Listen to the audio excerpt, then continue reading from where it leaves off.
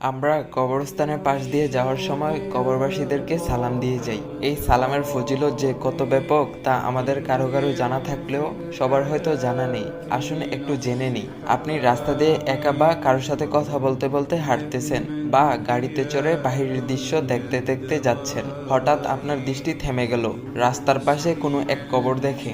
তখনই মুখ দিয়ে বেরিয়ে এলো, আসসালামু আলাইকুম ইয়া আহলাল কুবুর, অর্থাৎ হে কবরবাসী, আপনাদের উপর শান্তি বর্ষিত হোক। ঠিক সেই সময় হয়তো সেই কবরবাসী ছিল আযাবের ফেরেশতাদের অধীনে। আল্লাহর নির্দেশে যারা মারাত্মক আঘাতে ছিন্নভিন্ন করে দিচ্ছিল, সেই কবরবাসীর দেহকে আপনার কয়েক সেকেন্ডের এই দোয়াতে আল্লাহর আরশ থেকে নির্দেশ এলো, তার শাস্তি থামিয়ে দাও, তার উপর শান্তি বর্ষণ করো। সাথে সাথেই তার কবরের আযাব বন্ধ হয়েছে।